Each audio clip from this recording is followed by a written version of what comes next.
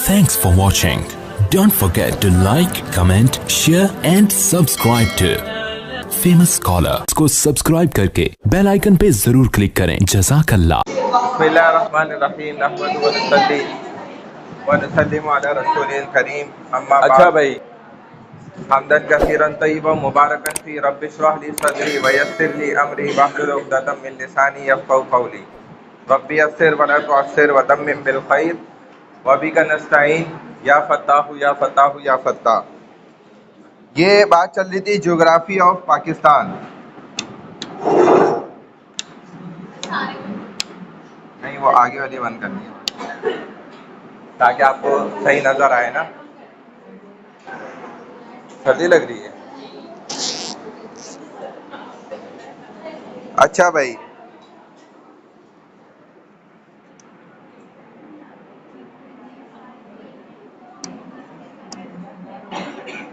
कोई बच्चा पढ़ ले इसको physiography. Pakistan can be divided into 6 major landforms: the northern mountains, the western mountains, the Indus Plain, Kashmir Plateau and salt, the Balochistan Plateau desert area. Northern mountains, the northeastern mountains are the highest mountain of the world, known as the Himalayas, comprising of A series of ranges situated in the northeast. northeast of our country. The Himalayas stretch like a bow in the north of Indo-Pak subcontinent, having a length of about 2700 kilometers. It is known as the roof of the world. देखो, जोग्राफियाई एतबार से पाकिस्तान की जो हुदूद हैं, जो देखा जाए सरजमीन है, उस पर हम बात कर रहे थे। तकरीबन आधे से ज़्यादा बात हो गई थी नॉर्दर्न माउंटेन। अब सबसे पहले यहाँ बता रहे हैं फिजियोग्राफी के एतबार से देखा जाए Pakistan can be divided into 6 major land forms. यानी कि पाकिस्तान को अगर आप इस एतबार से तकसीम करें कि पाकिस्तान को हम ज़मीनी शक्लों के अंदर अगर डिवाइड करना चाहें, तकसीम करना चाहें, तो उसकी 6 हुदूद जो है वो निकलती हैं। ये बात याद रखें कि 6 एतबार से पाकिस्तान मुकम्मल तौर पे जो है वो तकसीम हो सकता है। पाकिस्तान की टोटल मेजरमेंट, ठीक है, वो निकल सकती है किस एतबार से? फिजियोग्राफी के एतबार से अगर देखा जाए तो पाकिस्तान को आप कैसे मुकम्मल तौर पे गिन सकते हैं, शुमार कर सकते हैं इन 6 हुदूद के साथ। 6 चीज़ों के साथ मुकम्मल पाकिस्तान को आसानी के साथ गिना जा सकता है, जिनमें सबसे पहले आपको देखें नॉर्दर्न माउंटेन्स हैं, यानी कि शुमाली पहाड़। ये एक तवील सिलसिला है। Second point, the western mountains हैं, यानी कि मगरबी पहाड़। जो शुमाल की जानिब पहाड़ हैं वो ज़्यादा ऊंचे हैं, जो मगरिब की जानिब हैं वो उनसे लंबाई के अंदर, ऊंचाई के अंदर कमतर हैं। थर्ड नंबर पे जो है वो इंडस प्लेन, यानी कि सिंध का जो मैदान कहलाता है वो है। फोर्थ नंबर पे पोटोहार की ऊंचाई है, दी पोटोहार प्लेट्यू एंड सॉल्ट, और वहाँ के जो नमक की कानें हैं या जो ऐसे वो इलाके हैं जिधर पहाड़ों में ये नमक की कान पाई जाती हैं।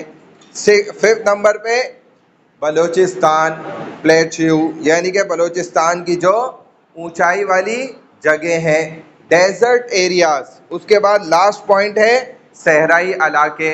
ये 6 हुदूद गोया के ऐसी हैं बाउंड्रीज़ के अलावा कि जिन इलाकों के साथ जो है वो पाकिस्तान को मुकम्मल तौर पे जो है वो डिवाइड करके गिना जा सकता है। अब सबसे पहले शुमाली पहाड़ी इलाका जात के मुतालिक बता रहे हैं, नॉर्दर्न माउंटेन्स। इनकी आपको यहाँ पर कंप्लीट जो है वो किलोमीटर वाइज लेंथ भी पता चल रही है और हाइट भी बता रहे हैं, और किन इलाकों के साथ ये जुड़े हुए हैं ये सारा कुछ भी बता रहे हैं। शुमाल मशरकी पहाड़ हकीकत में देखा जाए तो दुनिया के सबसे ऊंचे पहाड़ी सिलसिलों में से एक है, जो कि हिमालय कहलाता है।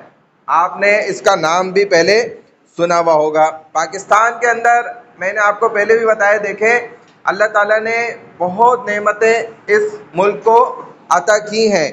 जिस तरीके से देखा जाए तो लंबाई के अंदर पाकिस्तान जो है दीगर ममालिक के दरमियान मौजूद है। बात समझ आ रही है? तो उस हिसाब से पाकिस्तान को कई सारे मुल्क जुड़ते हैं, उनकी हुदूद लगती हैं, और पाकिस्तान को इस एतबार से बहुत सारी दुनिया की हर किस्म की ज़मीन और तमाम सिलसिले मिल जाते हैं, यानी पाकिस्तान के अंदर ही वो मौजूद हैं।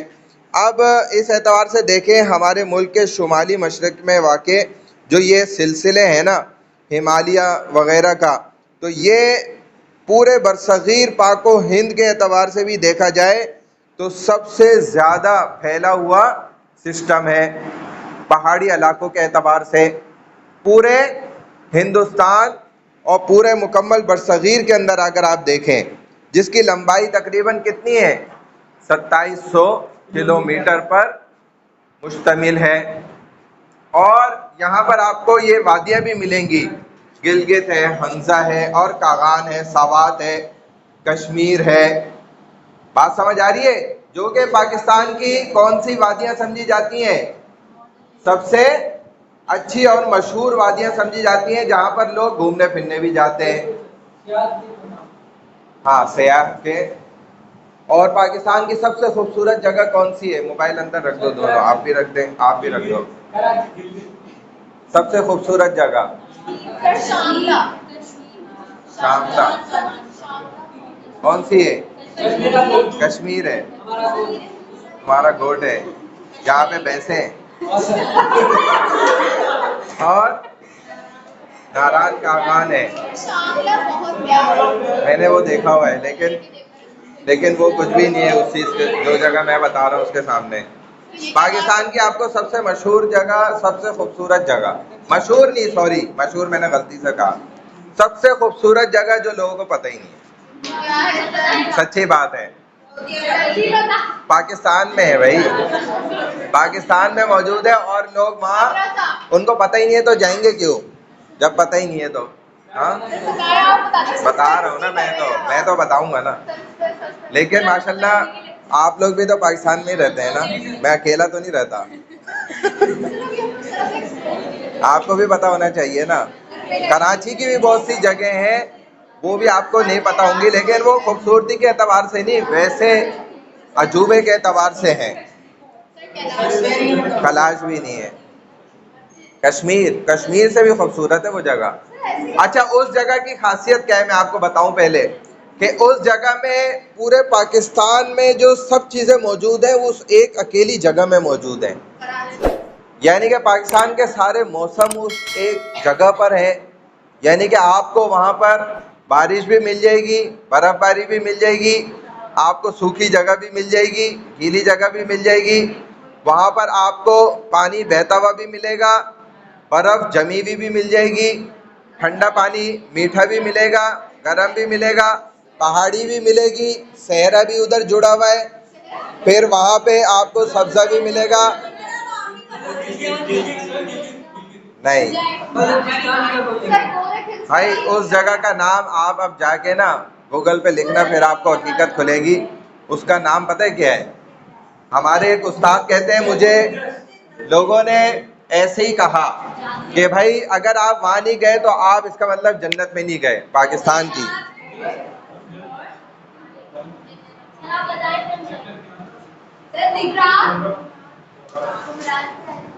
कुमरात जगह, कुमरात वैली जिसको कहा जाता है, कहते हैं ये इस वक्त जो है ना पूरे एशिया के अंदर सिर्फ पाकिस्तान में ये जगह मौजूद है। उधर हमारे एक उस्ताद गए तो बताते हैं, वाकई मैंने इससे खूबसूरत जगह आज तक नहीं देखी थी। इससे खूबसूरत जगह बाद में कर लिएगा घर जाके। बात समझ आ रही है? तो अल्लाह ताला ने बहरहाल पाकिस्तान को बड़ी नेमतें, मेरे उस्ताद खुद गए, उन्होंने भी इसी तरह वजाहत से पूरा बताया, तो हम भी हैरान हुए। बहरहाल अब देखो, पीर पंजाल रेंज ये क्या है? वही शुमाली पहाड़ी इलाका जात जो है ना, उसके ही अंदर ये भी शामिल है, जिसको क्या कहा जाता है? हिमालय की ज़ैली पहाड़ियाँ या शिवालक रेंज भी इसको कहा जाएगा। द सब हिमालयास और Shivalik range, the Pir Panjal range, ये भी वहीं पर उसके साथ जुड़ी हुई है, पीर पंजाल का सिलसिला भी। This are the line of low altitude hills situated adjacent to main areas of Hazara district in Khyber Pakhtunkhwa। ये देखें, देखा जाए तो इस एतबार से कम ऊंचाई वाली पहाड़ियों की एक लकीर है। सब हिमालयास और सवालक रेंज जो है खैबर ज़िला हज़ारा के जो बहुत अहम इलाके हैं ना, उनके साथ ये जुड़ी हुई है, जिनमें से आपको पता है कि खैबर पख्तूनख्वा है, अटेक है, रावलपिंडी, जेहलम, गुजरात और सियालकोट के अज़ला भी इसके अंदर शामिल हैं। 600 से लेके 900 मीटर तक की ऊंचाई की भी पहाड़ी का सिलसिला यहाँ पर मौजूद है। सेकंड पीर पंजाल रेंज है। ये कौन सा सिलसिला है? जो कि एक बैरूनी हिमालय का सिलसिला है, यानी कि बाहर की जानिब का हिमालय का एक सिलसिला है जो शुमाल तक जो है जा रहा है और ज़्यादातर शेवलाक के पहाड़ियों के साथ ये जुड़ा हुआ चलता है। तकरीबन 4200 से लेकर 4500 तक 4200 टू 4500 मीटर जो है देखा जाए तो ये लॉन्ग है। इतनी जो है फैला हुआ ये इलाका है और इसकी ज़्यादातर चोटियाँ जो हैं वो सर्दियों के अंदर देखा जाए वो क्या होती हैं, बर्फ़ से भी बाल मरतबा ढकी हुई होती हैं पूरे साल में से कुछ अरसे तक।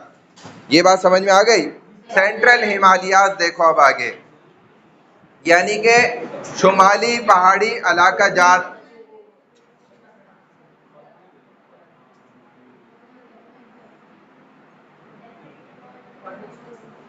अच्छा, शुमाली पहाड़ी इलाका जात क्या है? ये भी इसी सिलसिले के साथ जुड़ा हुआ है।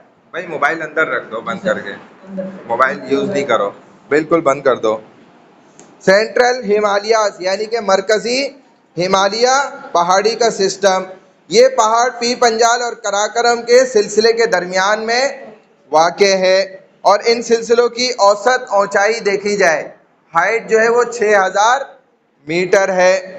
और ये चोटियाँ भी जाहिर है इतनी ऊंची अगर ऊंचाई होगी किसी पहाड़ की तो वो साल के अक्सर हिस्से में क्या होगा, बर्फ़ के अंदर ढका हुआ होगा। The highest peak of this range known as Nanga Parbat lies in Kashmir has a height of about 7980 metres. जब उस तरफ चली जाती है तो इसकी ऊंचाई और ज़्यादा इस तरीके से बढ़ जाती है। The Pir Panjal range and the great Himalayas, और ये पूरे हिमालय सिस्टम का सबसे बेहतरीन टुकड़ा कहलाता है क्योंकि ये सबसे ज़्यादा ऊंचाई की तरफ चला जाता है आगे बढ़कर। कराकरम रेंज इसी तरह। नेक्स्ट जो है, अभी ये कौन सा सिलसिले चल रहे हैं पहाड़ियों में? पाकिस्तान जो पूरा डिवाइड कर रहे हैं इन्होंने 6 हिस्सों में, सबसे पहला कौन सा हिस्सा चल रहा है? ये किसकी बात चल रही है यहाँ पर? नहीं, नॉर्दर्न रेंज तो उसके अंडर में आ रही है ना सबसे पहले। हाँ, नॉर्दर्न माउंटेन्स, ठीक है, उनके अंडर में फिर नॉर्दर्न रेंज आ रही है, फिर उसके अंदर सब हिमालय, सिवालक रेंज, पीर पंजाल रेंज और सेंट्रल हिमालयास, और फिर ये कराकरम रेंज है। ये क्या है कि कराकरम का मतलब आपको पता है कि काली कबर को कहा जाता है। क्यों काली कबर कहते हैं? क्योंकि हमारे इधर आप कब्रें देखेंगे तो ना काली होंगी ना कोई ज़्यादा सफ़ेद होंगी, बल्कि मट्टीली रंग की होंगी। लेकिन वहाँ पर काली किस वजह से है कि इन पहाड़ियों का रंग उनको काला कर देता है। ये खुद पहाड़ियाँ काली हैं। केटू पहाड़ी का रंग क्या है? आपने देखा नहीं है? पता नहीं आपको? उसके सिगरेट के डब्बे पे भी तो बना हुआ होता था, काले रंग का है वैसे देखा जाए। अगर उन्होंने उस रंग को चेंज किया तो वो अलग बात है, लेकिन असल उसकी जो पत्थर है, उसकी जो मट्टी है, तो वहाँ की आम तौर पे जब कब्रें भी बनती हैं तो वही पत्थर इस्तेमाल होते हैं। उसके अंदर मट्टी तो वो इस्तेमाल कर नहीं सकते ना। उन पहाड़ी इलाकों में और उनके करीब की जगहों में वो पहाड़ी पत्थर ही मौजूद होते हैं ज़्यादातर। हाँ, तरफ क्या कम हो गया? पहाड़ तो तोड़ते जा रहे हैं ना, काटते जा रहे हैं इस वजह से। जैसे ही कटी पहाड़ी है, पूरा पहाड़ देखो काट लिया। आपकी यूनिवर्सिटी भी तो पहाड़ काट के ही बनी है ना, ये जहाँ हम लोग बैठे हैं। हाँ हाँ, बहरहाल चलो, चट्टान और बर्फ की एक कालक है देखा जाए तो। ये जब वो मिक्सअप हो जाती है और फिर वहाँ लोग कब्रें भी ऐसी बनाई हुई हैं उन्होंने, तो वो आमतौर पे उस काले पत्थर की बनती हैं। 400 किलोमीटर से ज़्यादा तक ये फैली हुई है। हुंजा और शेवक तक कराकरम का मशहूर सिलसिला शुमाली कश्मीर और गिलगित के इलाके में वस्ती हिमालय के शुमाल की जानिब में वाक़ है। और इसकी देखा जाए तो समंदर से ऊंचाई कितनी ज़्यादा है, 6000 मीटर तक ये ऊंचाई पर वाक़ है। दुनिया की बुलंद तरीन चोटियों में से दूसरे नंबर पर ये चोटी आती है। पहाड़ी एतबार से देखा जाए, ऊंचाई के एतबार से 8811 मीटर तक ये ऊंची है और गिलगित के करीब में वाक़ है। इस चोटी को हम क्या कहते हैं? K2 कहा जाता है।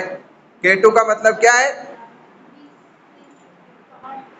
पहाड़। ये आपके पेपर में आ जाएगा तो फिर आपको सारा मतलब समझ आ जाएगा कि टीचर का मतलब इससे क्या है। K2 उन्होंने सवाल में दे दिया है कि what is the meaning of K2। 15 number का ये सवाल है, डिस्क्राइब इन डिटेल। चलो भाई, हो गया काम। अब वो यही लिखता रहेगा, पहाड़ियाँ ही बनाता रहेगा ऊपर लिख देगा K2। और सर ने बताया था black colour, stones also are black, also graves are also black, और यही सब होगा और क्या होगा। तो K2 किसको बोलते हैं भाई? 2 से तो आपको अभी मैंने बताया ना कि दुनिया की सबसे बड़ी और ऊंची पहाड़ियों में से दूसरे नंबर पर है, तो इसलिए 2 हो गया। और K के मीनिंग क्या हुए? हाँ, कराकरम। कराकरम हुआ ना। टू तो दुनिया के सेकंड नंबर पे टॉप 2 है ना। टॉप 10 में से क्या है? टॉप नंबर 2 पर ये वाक़ है, यानी कि पाकिस्तान की ये पहाड़ी सिलसिला ऊंचाई में दूसरे नंबर पे है। बाकी और इसमें आप मजीद देख लेना क्या क्या बातें हैं। Western mountains,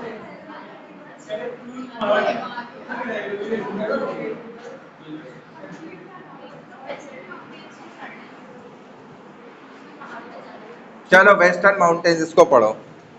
The Western Mountains consist of many parallel ranges and are not as high as Northern Mountains. Western Mountains बातें नहीं करो। Safed Mountain up to 3600 meters, Waziristan Hills 1500 to 3000 meters, Suleiman Mountain up to 600 meters and Khimar Hills up to 300 meters. देखे, दूसरा second जो पाकिस्तान को divide करती है चीज़, जो बताती है कि पाकिस्तान को अगर आप शुमार करना चाहते हैं, उसको गिनना चाहते हैं, 6 के एतबार से आप चीज़ों के एतबार से गिन सकते हैं। जिसमें पहला इन्होंने आपको बताया वो पहाड़ी सिलसिला है जो कि नॉर्दर्न कहलाता है। सेकंड क्या है? वेस्टर्न माउंटेन सिलसिला है, जिसके अंदर क्या क्या चीज़ें आ जाती हैं? मगरबी पहाड़ी सिलसिला जो कि मुतवाज़ी सिलसिलों पर मुश्तमिल है। ये जो नीचे बता रहे हैं तकरीबन 5 सिलसिले हैं या 4 हैं ये जो बता रहे हैं। और शुमाली पहाड़ों की तरह ये उतने ज़्यादा बुलंदी में ऊंचे नहीं हैं जितने के आपके कौन से पहाड़ी सिलसिले थे फर्स्ट नंबर पे?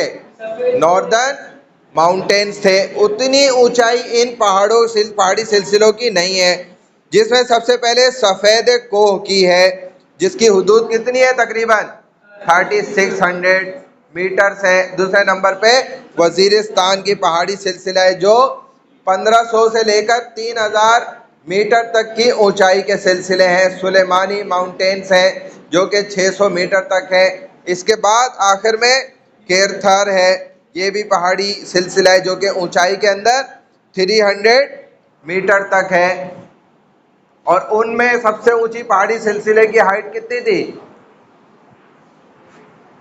नॉर्दर्न माउंटेन्स में?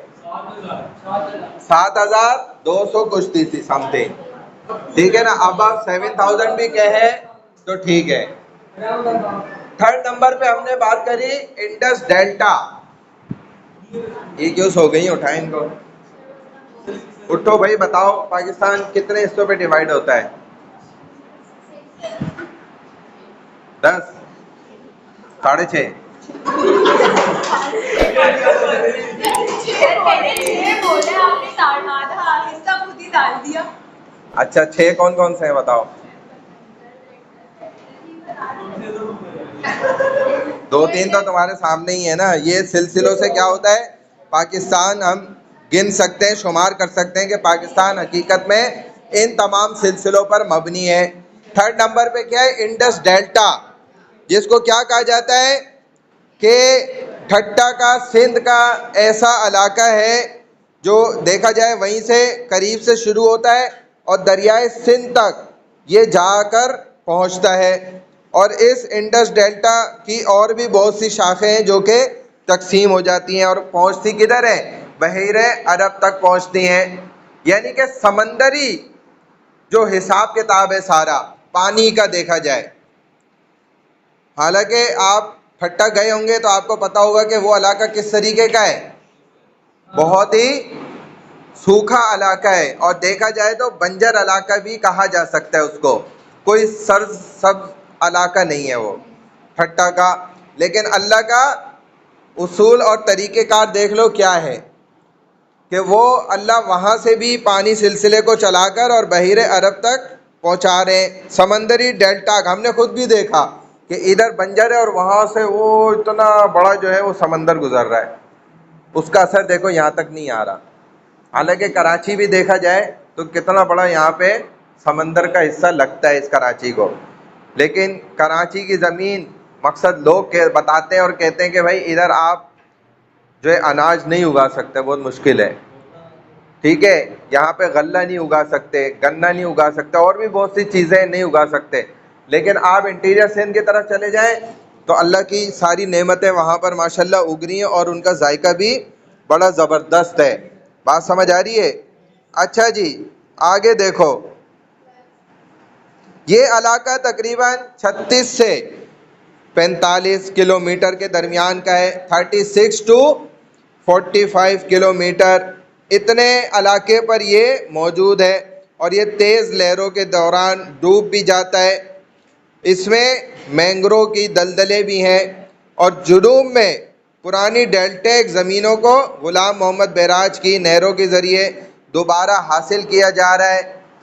आगे देखें प्लेचियोस, ये क्या चीज़ें हैं, पढ़ें इसको थोड़ा, क्या है ये? प्लेटियो इज एन एलिवेटेड ट्रैक। हाँ, usually limited on at least one side of the steep slope falling abruptly to lower length. It may be ये पहले भी गुजरा है, मैंने आपको बताया था ना कि देखें ऐसी ज़मीन जो कि हमवार हो और उस पर ज़ाहिर है आप कोई जंगल के अंदर जैसे सिस्टम मौजूद होते हैं, बहुत सारे जो है पेड़ लगे हुए हैं वो आप उगा सकें, यानी कि एक यूज़ अंदाज़ा कर लें कि आप उस पर एक बाग बना सकें, क्योंकि वो हमवार ज़मीन पर ही बनता है। बहुत से मुल्कों के पास दुनिया के ये हमवार ज़मीन मौजूद नहीं है, तो आम तौर पर कम अज़ कम एक तरफ एक खड़ी ढलवान से निचली ज़मीन पर अचानक कोई ज़मीन का हिस्सा जो है वो गिर रहा हो, नीचे की तरफ जा रहा हो, बकिया पहाड़ों का या पहाड़ी सिलसिलों की तरफ वो बढ़ रहा हो। अचानक ढलवानों के ज़रिए उस जगह को अगर ढाक दिया जाए, यानी कि उस सीधी ज़मीन पर मौजूद हैं बहुत सारे दरख्त और वो हरे भरे हैं, तो ये चीज़ जाहिर करती है कि ये ज़मीन कौन सी है, सतह ज़मीन कहलाती है, जिसको प्लेट्यूस कहा जाता है। बात समझ में आई ये वाली? यानी कि जंगल जिसको आप कहते हैं, तो पाकिस्तान में अल्हम्दुलिल्लाह जंगलात का सिस्टम भी मौजूद है। सॉल्ट रेंज यानी कि नमक का सिलसिला या नमक की कानें भी जो पाकिस्तान के अंदर बड़ी तादाद में मौजूद है। इसके बाद पोटोहार सिस्टम है, चलो भाई पढ़ो। The areas of salt range begin in the east near, पढ़ो ना, कौन पढ़ रहा है? north of the salt plains, the areas of Rawalpindi, Jhelum and Mianwali district are known as Potwar Plateau. These areas have also an uneven surface. The height of this plateau area varies from 300 to 600 meters above sea level. a large part of plateau has been intersected and eroded by a texture of running water, and it represents a varied landscape. The valleys of Haro and Swan rivers pass across the Swanwar plateau. हो गया। अच्छा, salt range के इलाके जो है ये मशरिक में झेलम से होते हुए जोगर, टीला एंड बकराला। सॉल्ट रेंज नहीं पढ़ा तुमने? सॉल्ट रेंज पढ़ो ना। The areas of salt range begins in the east near the Jhelum with the Tila and Bakrala ridges and run southwest to the north of the river Jhelum of some distance before turning northwest to cross the Indus near. देखो ये जो नमक की काने है ना, salt ranges हैं, ये कहाँ से स्टार्ट होती हैं, कहाँ पर ख़त्म होती हैं, किधर ये तादाद में ज़्यादा पाई जाती हैं या कम पाई जाती हैं, वो यहाँ पर आपको बता रहे हैं। सॉल्ट रेंज के इलाके जो है ना, ये मशरिक में झेलम के करीब से जोगी, टेला और बकराला की पहाड़ियों से शुरू होते हैं और कालाबाग के करीब दरियाए सिंध को उबूर करके यानी कि क्रॉस करके शुमाल मगरिब की तरफ मुड़ते हैं और मुड़ने से पहले कुछ फासले पर ये दरियाए झेलम के शुमाल में जुनूब मगरिब की तरफ भी चलते हैं। यानी कि इन हुदूद में इन जगहों पर ये सॉल्ट रेंजेस मौजूद हैं। दरियाए सिंध के मगरिब में नमक का सिलसिला जुनूब में मौजूद है, जो कि बन्नू और डेरा इस्माइल ख़ान के इलाके कहलाते हैं। तकरीबन 671 मीटर पर ये सिलसिला मौजूद है। चले भाई, पोटोहार ये तो इन्होंने पढ़ लिया था ना, ठीक है, ये भी बता देते हैं। अब देखो, सॉल्ट रेंज के शुमाल में देखा जाए तो ये पिंडी, झेलम और मियाँ वाली जो है, इन अजला के इलाकों में पटवार मुर्तफ़ा के नाम से ये इलाका जाना जाता है। पोटोहार मुर्तफ़ा कहा जाता है, यानी कि वो इलाके हैं जो कि जहाँ पर किसी भी किस्म की कानें मौजूद हों। इन इलाकों में एक नाहमवार सतह भी है। इस सतह ऊंचाई के इलाकों को समंदर से तकरीबन जो नापा गया तो 300 से लेकर 600 मीटर तक ये ऊंचे हैं वहाँ से, और यही अल्लाह की एक ज़बरदस्त कुदरत है। There are also part of Rajputana desert situated in India. These are the driest part of our country. Their rainfall is lowest and except नारा और थर पारकर जो है, ये वाले जितने भी रेगिस्तान है ना, ये बिल्कुल बंजर हैं और यहाँ पर झाड़ियों के अलावा हमें कुछ भी नज़र नहीं आता। ये सिंध के ज़िला खैरपुर का जुनूबी सरहदी इलाका है, जो कि सहराई, नारा और मीरपुर ख़ास और सांगड़ अजला का सरहदी इलाका भी कहलाता है, जिसको हम क्या कहते हैं, थर पारकर भी कहते हैं, जो कि बहुत मशहूर भी है। और ये ऐसा सहरा है कि जिधर हमें कोई सरसब्ज़ ज़मीन नज़र नहीं आती, कोई सब्ज़ा नज़र नहीं आता या कोई गीली जगह पानी वाली हमें नज़र नहीं आती। इधर इन इलाकों में ज़िंदगी गुजारना भी थोड़ा सा क्या है, मुश्किल काम है, लेकिन वहाँ के रिहायशी लोगों के लिए ये मुश्किल नहीं होता। तो मैं बता तो रहा हूँ, वहाँ के रहने वालों के लिए मुश्किल नहीं है, जो वहाँ के रहने वाले नहीं है उनके लिए मुश्किल होता है।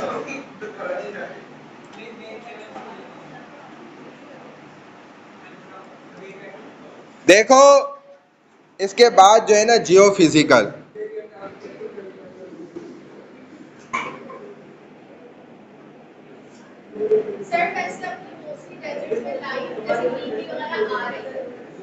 डेजर्ट्स के अंदर, हाँ देखो, जैसे सऊदी अरब में भी आप देख रहे होंगे,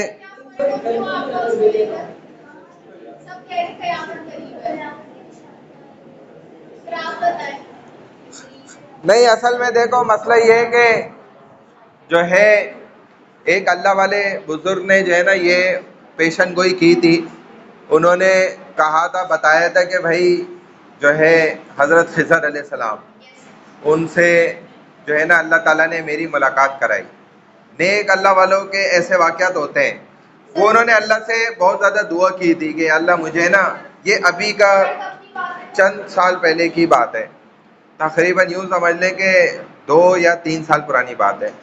और उनकी पेशन गोई के मुताबिक जब उन्होंने उनसे मिले तो कह रहे हैं कि वो जो है ना बिल्कुल जवानी की हालत में थे, और उन्होंने ये कहा कि भाई मुझे जो है ना मेहदी अलैहिस्सलाम से मिलना है, मुझे आप उनसे मुलाकात कराएं। उन हमारे जो वली थे ना, आलिम दीन, वली नेक अल्लाह वाले बुजुर्ग, उनका नाम तो मैं नहीं बता रहा खैर, लेकिन वो बहुत अच्छे इंसान गुजरे हैं और उनका इंतकाल हो गया है।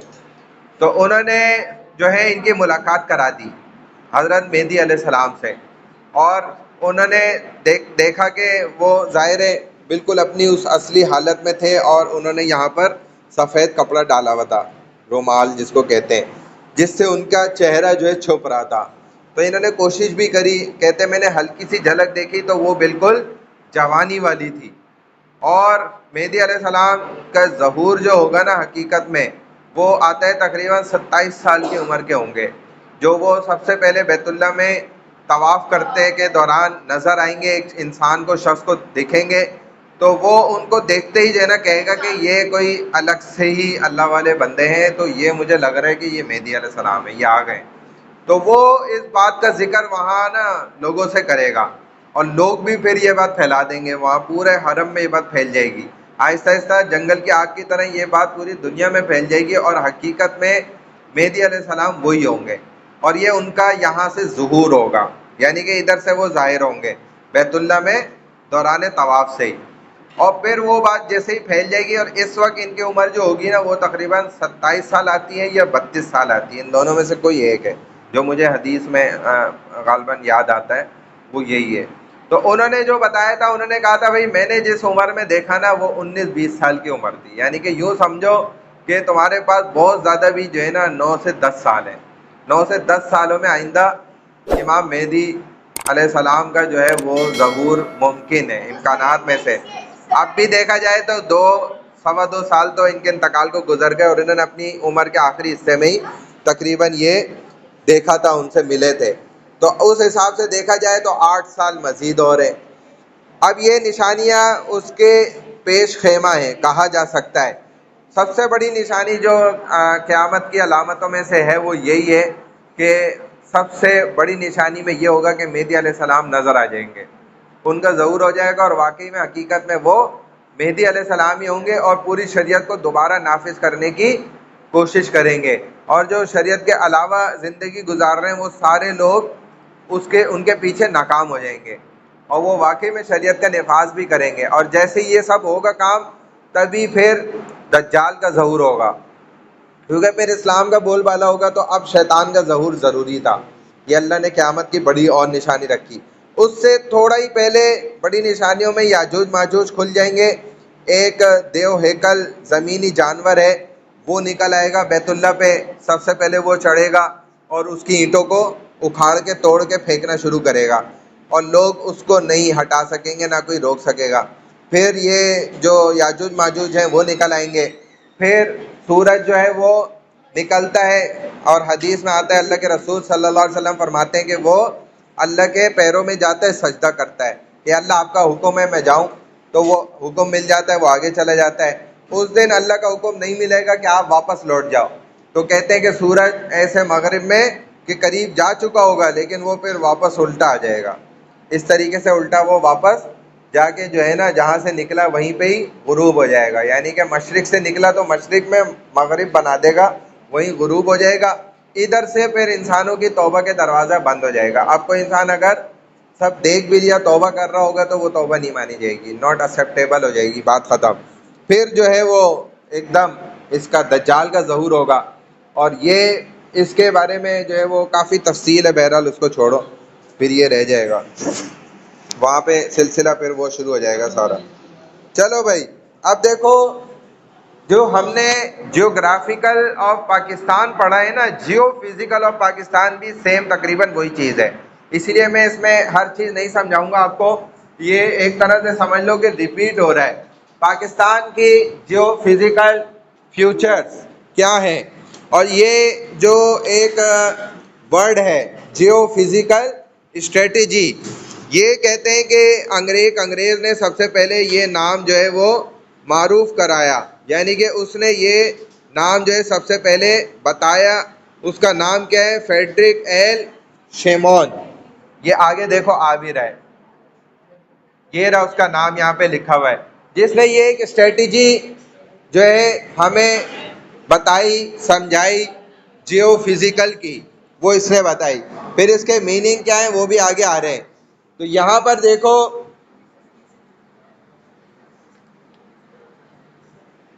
पाकिस्तान की लोकेशन बताई गई है, जो आपको मैंने जियोफिजिकल वहाँ पर जियोग्राफी के अंदर मैं बता चुका हूँ, सेम एज इट इज वही सारा कुछ इन्होंने यहाँ पर भी बताया है। इसको आप खुद भी देख लेना, इसमें कोई अलग से नई चीज़ नहीं है, बस थोड़ा सा देखा जाए तो हमने डिस्क्राइब करा है।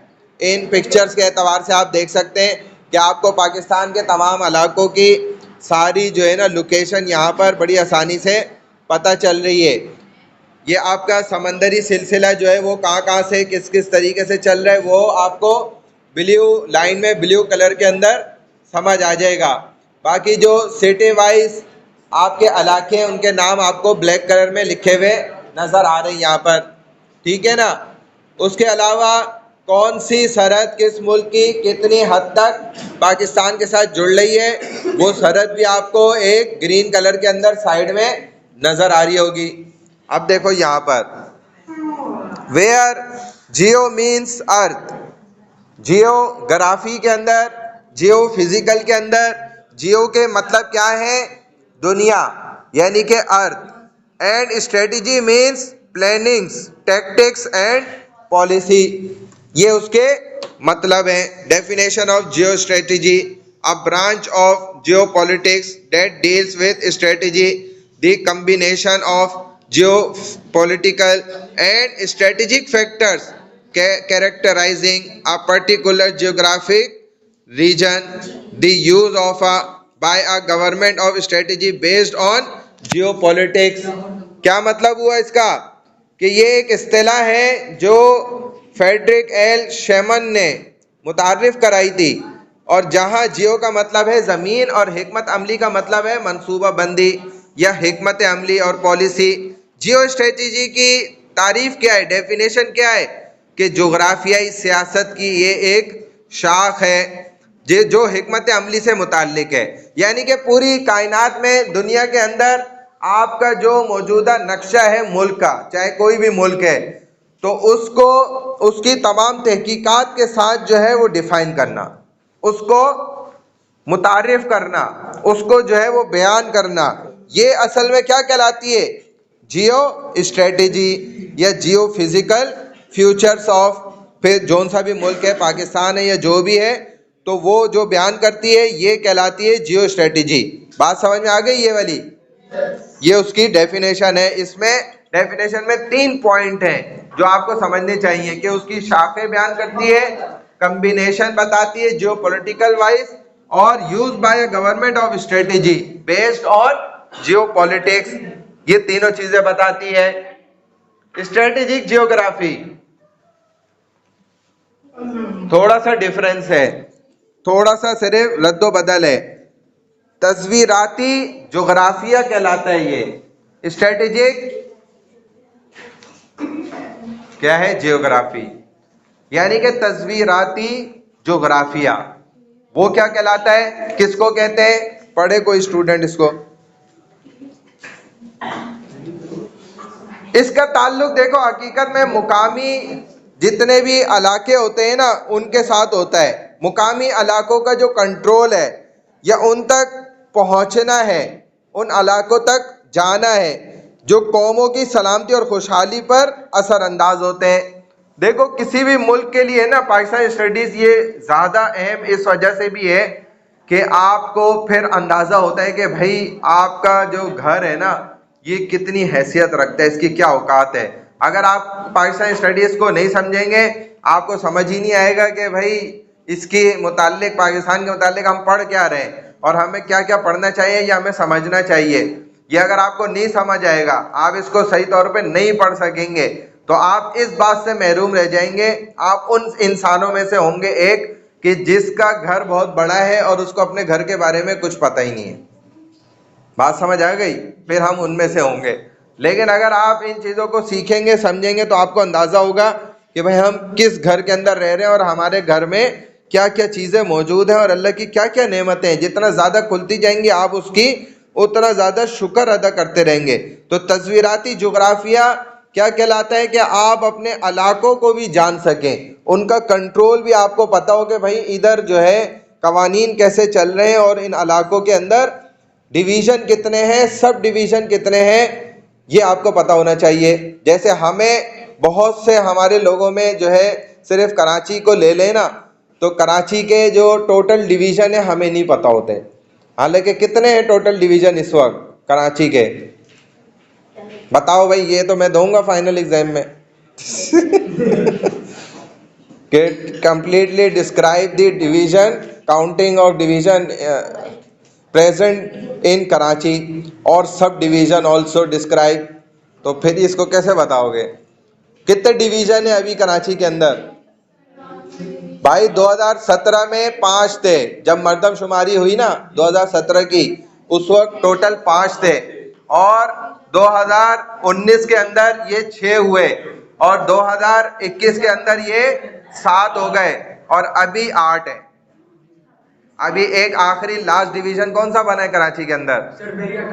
जी नहीं, बड़ी माजरत से बड़ी, इसीलिए तुम्हें पूरे नंबर मिलेंगे 40 में से 40। बस उसमें 4 हट जाएगा, अंडा बड़ा सा होगा 4 में हटा दूंगा ना। भाई आखिरी डिवीजन कौन सा बना है कराची का? लियारी थोड़ी, लियारी सब डिवीजन है। जो डिवीजन होता है वो बड़ा होता है, सब डिवीजन छोटा होता है। लियारी उसी का सब डिवीजन है। ये कुछ करीब तक तो पहुंच गई। कोरंगी किधर है, लियारी किधर है? लियारी अगर सब डिवीजन है तो खुद अंदाजा करो कि उसका डिवीजन केमाड़ी है। केमाड़ी जो है डिवीजन है, उसके अंदर 4 सब डिवीजन आते हैं। वो 4 सब डिवीजन क्या है ये सब डिटेल पूछूंगा, फिर एग्जाम में जो है ना पागल हो जाओगे तुम लोग। यही तो पाकिस्तान स्टडीज है, और क्या है? पाकिस्तान स्टडीज में ये पूछो कि नबी अलैहिस्सलाम की जिंदगी बयान करें, मुझे पकड़ लेंगे गले से। वो तो आप कर लोगे लेकिन नंबर नहीं मिलेंगे ना, सवाल वो होगा नहीं ना। नहीं, इस पे भी बरकत आएगी बेटा। अभी वो सेंसस शुरू हो रहा है। हाँ दे दो। ये आपका अब जो मर्दमशुमारी शुरू हो रही है, सेंसस शुरू हो रहा है, तो आपको अगर ये चीज़ें नहीं पता होंगी तो फिर कैसे आप जो है वो अपना शुमार उनमें कराओगे? शुमार कराना भी मुश्किल है। आपको ये नहीं पता होगा भाई हम किस सब डिवीज़न के बंदे हैं, हम कहाँ के रहने वाले हैं, हमारा ये इलाके का डिवीज़न कौन सा नाम कहलाता है, सब डिवीज़न क्या कहलाता है। बहरहाल ये तो पाकिस्तान ब्यूरो ऑफ स्टैटिस्टिक्स वाले कर लेते हैं, उनके लिए मसला नहीं है, लेकिन आपको भी पता होना ज़रूरी है। कि माड़ी है, सब डिवीज़न 4 है ना उसके। मेन डिवीज़न मैंने बता दिए ना, इस वक्त जो है वो 8 है। नेम तो निकाल लेना आप सारे, जिनमें किमाड़ी डिवीज़न भी आता है, फिर जो है आपका अल्लाह भला करे कोरंगी डिवीज़न आता है, लांडी डिवीज़न अलग आता है, इधर का ईस्ट डिवीज़न आता है, वेस्ट डिवीज़न आता है, सेंट्रल डिवीज़न आता है और चौथा साउथ डिवीज़न आता है। इस तरीके से वो सारे। हाँ हाँ, सेंट्रल ईस्ट वेस्ट ये भी हैं। ये तो मतलब नाम के लिए होता है ना। वो चूंकि किमाड़ी का डिवीज़न तो अभी कुछ अरसे पहले बना है, अब वो किमाड़ी का जो डिवीज़न बना तो उसका डीसी कहाँ बैठता है ये भी आपको पता हो तो अच्छी बात है, लेकिन ऐसे सवाल तो हम नहीं करेंगे। खैर, आप किमाड़ी का जो डीसी है वो इधर हबीब चौरंगी है ना, उसके सामने डीसी ऑफिस है, वहाँ बैठता है और उसके पास 4 एसी बैठते हैं। इन सब 4 डिवीज़न के 4 एसी होंगे, तो वो चारों एसी उसके पास आते जाते रहते हैं। फिर उसके नीचे सारे वो थाने और ये सब होता है। मोबाइल अंदर रखे, बंद करें, मोबाइल में क्यों लगेंगे? हाँ फाइनल में हो सकता है ब्लैंक्स भी आ जाए, उसमें क्या है। चलो, ये पढ़ा किसी ने? पढ़ा इसको किसी स्टूडेंट ने? पढ़ो इसको पढ़ो। सर वो नज़ाफ़ा अच्छा पढ़ेंगे। तस्वीराती जोग्राफियाई इलाका। नज़ाफ़ा वो पढ़े सर। चलो भाई पढ़ो ना। Strategic geography. Strategic geography is concerned with the control for access to spatial areas that have an impact on the security and prosperity of the nations. Spatial areas that concern strategic geography change with human needs and development. This field is a subset of human geography, itself a subset of all more general study of geography. It is also related to geostrategic significance. देखो, अगर तस्वीराती जोग्राफिया आपको पता होगा ना, तो तभी आपकी जो सरहदें हैं वो महफूज भी रह सकेंगी। आप उसके मुतालिक कोई ना कोई स्ट्रेटजी बना भी सकते हैं। आप मज़ीद इंसानों के एतबार से वहाँ पर जो डेवलपमेंट होनी चाहिए वो कर सकते हैं। ये सारे पॉइंट्स उसी सूरत में होंगे जब आप स्ट्रेटेजिक ज्योग्राफी बनाएंगे। Strategic significance. चलो भाई, Pakistan in Asia has much geographical importance because of it strategic location. अपनी जो इसकी लोकेशन है ना पाकिस्तान की, उसके एतबार से इसकी बहुत ज़्यादा अहमियत है। पूरे देखा जाए तो बरसगीर के एतबार से। और firstly Pakistan has all futures of nature like sea, desert, mountains, rivers. यहाँ पर ये सारी चीज़ें भी मौजूद हैं। इस एतबार से भी पाकिस्तान की बड़ी खासियत है। उसके अलावा secondly in this region there are 4 season, summer, winter, autumn and spring. सारे मौसम भी इधर मौजूद हैं। और Pakistan share its borders with very prominent countries in the world like India, China, Afghanistan and Iran. देखा जाए तो दुनिया के एतबार से जो ताकतवर मुल्क है एक चाइना भी, जो अभी अमेरिका से भी आगे निकल गया है, तो इसका भी बड़ी तादाद में बाउंड्रीज जो है वो पाकिस्तान के साथ जुड़ती हैं। Land lock countries don't have route of for the transportation of goods. जितनी भी मालो दौलत के एतबार से भी देखा जाए ये बड़ी ममालिक हैं, वो अपनी तिजारत जो है समंदरी इलाके के एतबार से पाकिस्तान को हटाकर नहीं कर सकते। यानी कि उनको शॉर्टकट जो है वो ज़्यादातर पाकिस्तान के समंदरी रास्ते से ही मिलता है। Pakistan is a Muslim country and it's located in the chain of the Muslim countries. Therefore, it is also known as center of Muslim world. ये पाकिस्तान जो है पूरी दुनिया का मुस्लिम ममालिक के एतबार से सबसे क्या कहलाता है, एक दरमियान का मुल्क भी कहलाता है। ये भी खासियत पाकिस्तान को हासिल है। आगे देखो, प्रॉक्सिमिटी ऑफ ग्रेट पावर्स। भाई खामोश हो, तुम पढ़ो। बुरखे वाली आप पढ़ो इसको। आप हाँ आप ही पढ़ो। Geo strategic importance of Pakistan. जल्दी पढ़ो, इतना क्यों सोच रही हो? पढ़ो ना, आगे आ जाओ, यहाँ आ जाओ, यहाँ आके पढ़ लो जल्दी, आवाज से पढ़ो। सर आवाज नहीं निकलेगी। कोई बात नहीं, ये अभी तो निकली है। चलो मुझे बताने के लिए निकल गई, वैसे नहीं निकलेगी। जल्दी पढ़ो भाई। Proximity of great powers, gateways to Central Asia. चलो पढ़ो जल्दी। Significance as a translate economy. Sir आप नहीं पढ़ेंगे, बच्चों को पढ़ो। Geo strategic importance of Pakistan क्या है? सर टाइम हो जाएगा, जल्दी करो। पढ़ो, आप पढ़ो ना, आपको बोला है मैंने।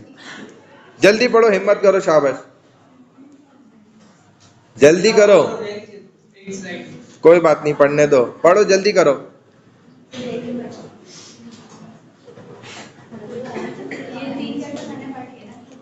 जल्दी करो।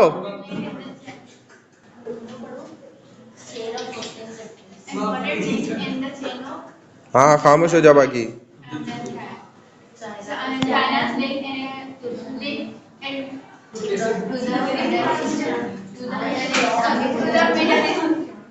सही है, सही है, चलो।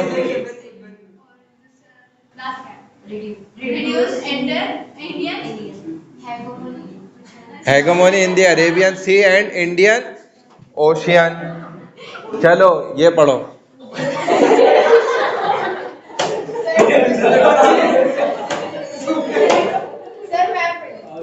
प्रॉक्सिमिटी ऑफ ग्रेट पावर्स, अजीम ताकत की कुर्बत। चलो पढ़ो, कौन कह रहा था? मैं पढ़ती हूँ। Pakistan is located at the junction of great powers. In its neighbors, one world power, Russia, and the other power, China, lies. Any alliance among world powers enhances its significance. This factor has been utilized by Pakistan after 9/11. Security and business are two main U.S. interests in the regions, while Pakistan is playing a frontline role in the war against terrorism. Apart from this, U.S. interest in the region to contain the growing China, nuclear Iran, terrorist Afghanistan, and to benefit from the market of India. हाँ देखो, पाकिस्तान जो है ना बड़ी ताकतों के संगम पर वाक़े। हकीकत में अल्लाह ताला ने पाकिस्तान को जो है ना बीच में, दरमियान में इन ताकतों के इसीलिए रखा कि ताकि दुनिया में बात क्या रहे, कंट्रोल में रहे। ये अल्लाह की तरफ से अमर है, अल्लाह का हुक्म है। इसके पड़ोसियों में आप देख सकते हैं आलमी ताकत रूस भी मौजूद है और चीन भी मौजूद है, जो दूसरी बड़ी ताकत है इस एतबार से, लेकिन अब वो नंबर 1 पे आ चुकी है। आलमी ताकतों के दरमियान कोई भी इत्तेहाद उसकी अहमियत को बढ़ा देता है। इस उनसर के एतबार से देखा जाए, 9/11 का जो वाक़या हुआ ना, तो अमेरिका ने ना पाकिस्तान को शील्ड के तौर पे इस्तेमाल किया और दहशतगर्दी के नाम पर जो है हमारे मुल्क के अंदर उल्टा खुद दहशतगर्दी करी, देखा जाए हकीकत में। और फ्रंट लाइन पे जो है ना पाकिस्तान को फिर अपना किरदार अदा करना पड़ा इस मजबूरी के तहत कि भाई ठीक है, हम जो है वो दहशतगर्दी का खात्मा करने के लिए सबसे आगे खड़े होते हैं। इसके अलावा हमारे खित्ते में चीन, एटमी ईरान, दहशतगर्द, अफगानिस्तान पर काबू पाना, भारत की मंडी से फ़ायदा उठाना, अमरीकी मफादात, ये सब थे। लेकिन ये पाकिस्तान को स्किप करके वो हासिल नहीं कर सकता। पाकिस्तान के को जो है ना अपने उसके अंदर लेके एतमाद में और फिर ये काम कर सकता था, इसीलिए वो बहुत ज़्यादा मजबूर हुआ। आपने देखा अफगानिस्तान की जंग में भी कि भाई तुम जाके अपने लड़ाई लड़ो ना, तुम हमें बीच में क्यों घसीट रहे हो? तो हमें बहुत ज़्यादा बीच में घसीटने की कोशिश की गई, ये भी नहीं करो, वो भी नहीं करो, ऐसे भी करना पड़ेगा, वैसे भी करना पड़ेगा।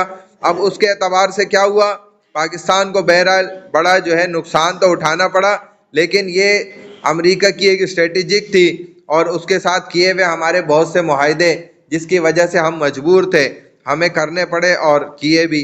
जिसने क्या किया कि मुकम्मल दुनिया के अंदर 2 निज़ाम पैदा कर दिए। हकीकत में ये तब्दीली जो है 9/11 के बाद बहुत ज़्यादा आई, उनको मौका मिला और ये मौका वो बहुत पहले से तलाश भी कर रहे थे और मुमकिन है कि ये उन्होंने मौका बनाए भी खुद ही हो, जालसाजी हो।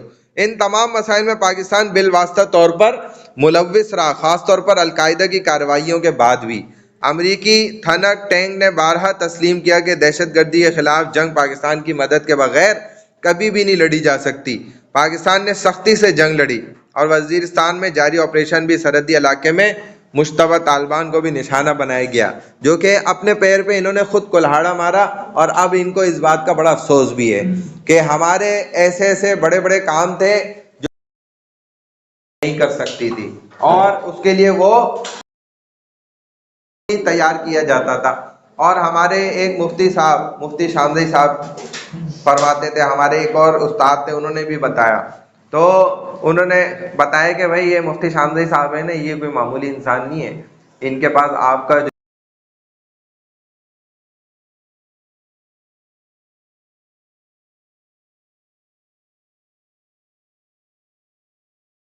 काम। और मुफ्ती साहब ने बोला बस ठीक है, आप 2 दिन दे दें, इंशाल्लाह ये काम हो जाएगा। और 24 घंटे में वो काम माशाल्लाह हो गया था। उन्होंने एक आवाज़ लगाने पे अल्लाह ने देखो कैसे काम कराया। तो ये उनको पता है अच्छी तरह। फिर जब उन्होंने इन्हीं को आगे भेजा और पीछे से छुरे गोपे, तो फिर इन्होंने कहा भाई अब ठीक है, करो खुद ही। तो अब जो है वो चने चब रहे, अब परेशान है कि यार ये हमने क्या किया, अपनी ताकत को हमने अपने बाजू को खुद काट के फेंका ना। जब तुम्हें खुद नहीं समझ आती, तुम्हें पैसा खाना है, खाओ, फिर कब्र में लेके जाओ सारा पैसा, क्या करेगा तुम्हें पैसा, फायदा देगा? प्रॉक्सिमिटी ऑफ ग्रेट पावर्स में ये सारी बातें समझ आ गई। आगे देखो, gateway to Central Asia oil and energy game, ये भी सारा एक देखा जाए तो दुनियावी एतबार से खेल खेला गया है और पाकिस्तान उनके लिए इस खेल के अंदर एक अहम गोटी है। वस्ती एशिया का गेटवे ये पाकिस्तान है। पाकिस्तान के को अगर स्किप करेंगे तो उनको ये फ़वाइद हासिल नहीं हो सकते। अल्लाह ताला ने देखो पाकिस्तान को उन तमाम मुल्कों के साथ जोड़ा है, सऊदी अरब के साथ भी ये जुड़ा हुआ है।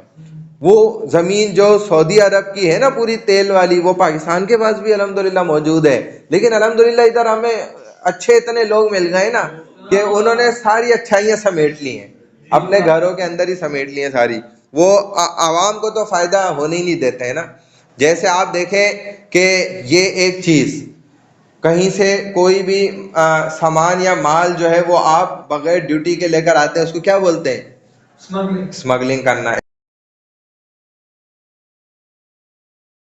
इस्लाम हर सूरत में जो है आवाम को फ़ायदा देना चाहता है। वो कहते हैं कि आम इंसान को सबसे ज़्यादा फ़ायदा जिस चीज़ से हो जाए ना, मैं इस्लाम हूँ, मैं वो ये चाहता हूँ।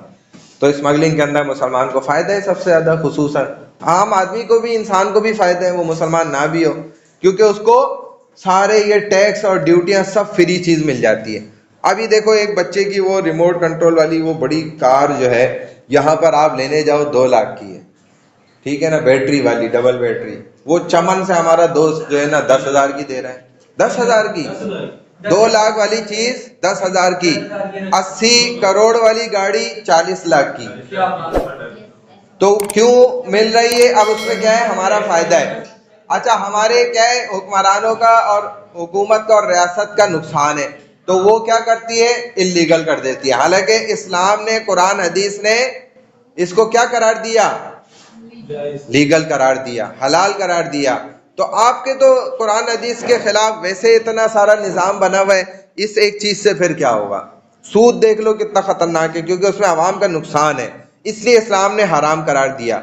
आपकी रियासत ने उसको जायज़ करार दिया हुआ है, हलाल करार दिया हुआ है, खुद उस पर इम्प्लीमेंट है, खुद अमल कर रहे हैं। इसी वजह से तो सारी बेबरकती आ रही है। देख लो अल्लाह के अज़ाबात आ रहे हैं और हम बर्दाश्त कर रहे हैं। अब वस्ती एशिया नए अजीम खेलों का भी मरकज़ है। वसाइल के लिए देखा जाए तो मगरबी एशिया, वस्ती एशिया, ये तवानाई और तेल और ये सारे वसाइल हासिल करने के लिए पाकिस्तान इसके दरमियान मौजूद है। यूनियन के ज़वाल के बाद नई तलाश शुरू हुई जो तेल की सियासत से ज़ाहिर होती है। पाकिस्तान तेल की दौलत से भी देखा जाए तो बहुत ज़्यादा माला माल है और ये उन ममालिक में से है जहाँ पर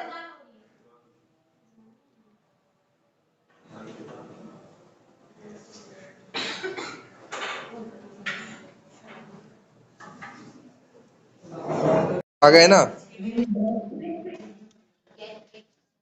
हाँ, ये gateway to Central Asia oil and energy game.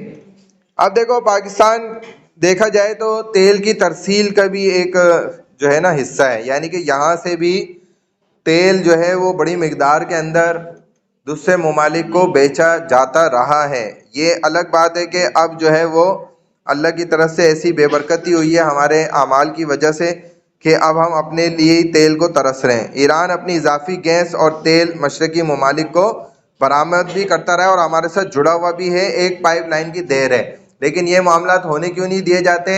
अपने सिर्फ और सिर्फ मफादात के चक्कर में मुल्क की मफाद को पीछे रख दिया जाता है और अपने ज़ाती मफादात को आगे रखा जाता है, जिसकी वजह से मुल्क के अंदर ये मसाइल इस वक्त मौजूद हैं।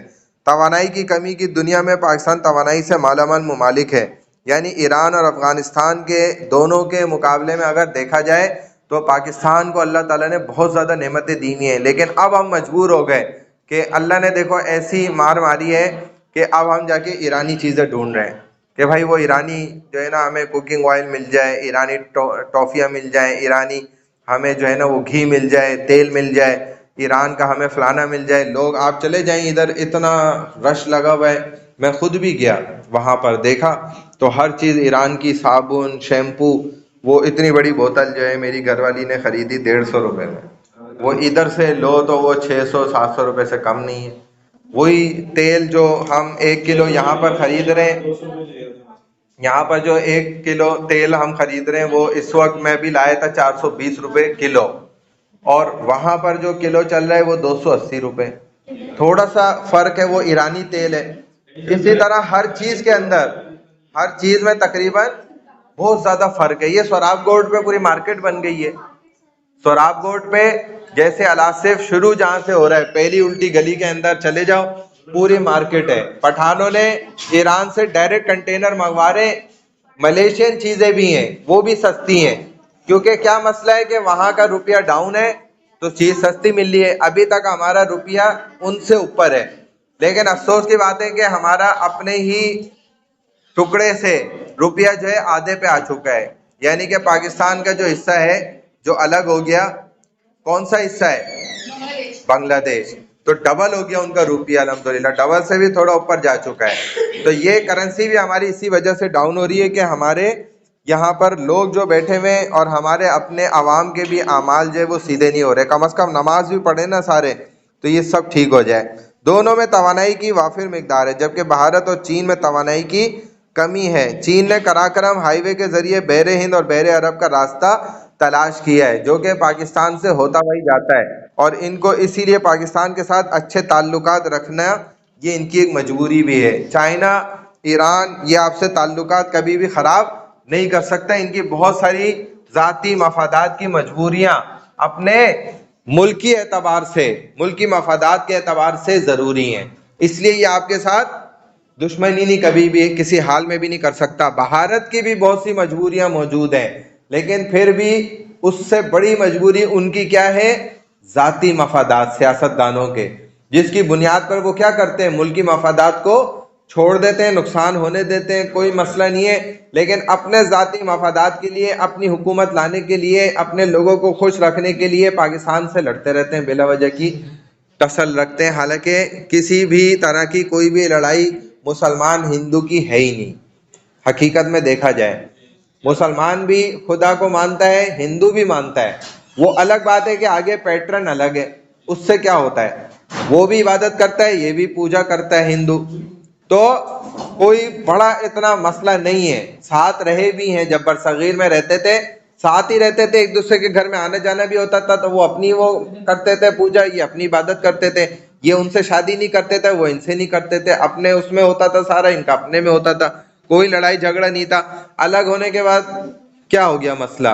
अब तो और सुकून हो गया। जब घर अलग हो जाता है तो और सुकून होता है। उनकी आपस में कोई लड़ाई नहीं है। आप हिंदुस्तान की आवाम के पास चले जाए, उनसे बात करें, कुछ भी करें, आप उनको बोलें ये हमारा कलमा लिखा हुआ है इसको फाड़ दो, ये पाकिस्तान का फ्लैग है इसको जला दो, कुछ नहीं करेंगे। वो बोलेंगे नहीं हम ये काम नहीं कर सकते।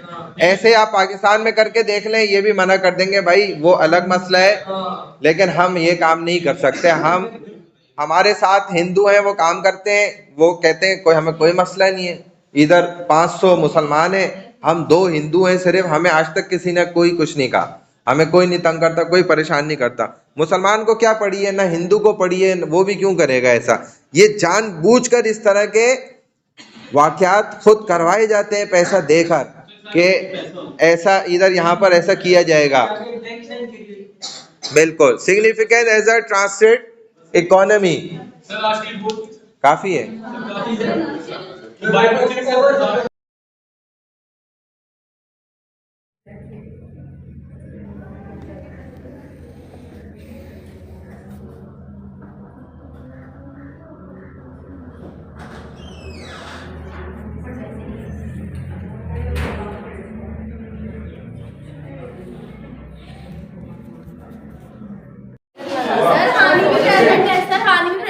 अच्छा अलीशबा हो गई, अमजद अलीशा हो गए, आयशा हसन का है, आयशा हसन, आयशा नदीम, फातिमा समी, फातिमा समी आई थी, गुल नबी, हफ्सा इसरार, हानी आमिर कहाँ है, इमाला थानवी, इमाला थानवी कहाँ है?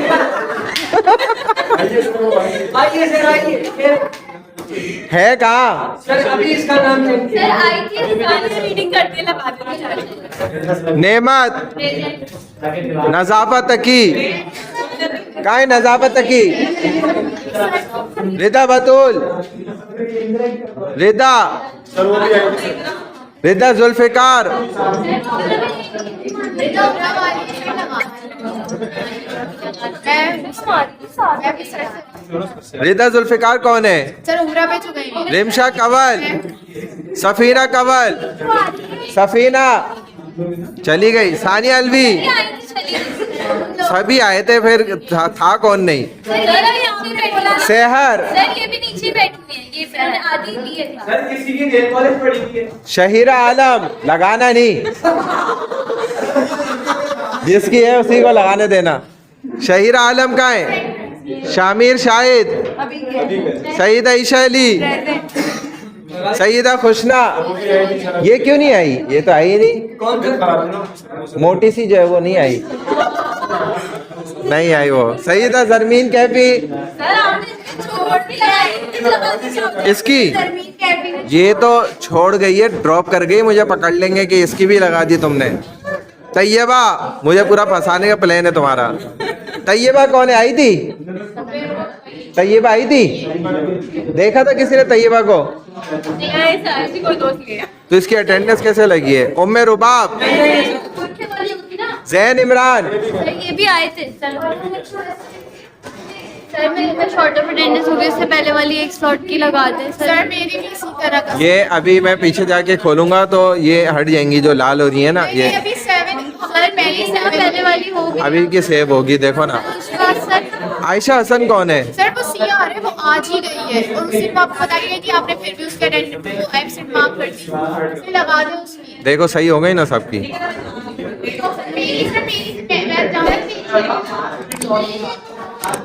सही तो हो गई हैं। सर 6 एब्सेंट आ रही हैं अभी। 6 से कुछ भी नहीं होता, 7 हो या 8 हो तो 8 में मसला होता है। सही है, थैंक यू सर ये अभी वाली।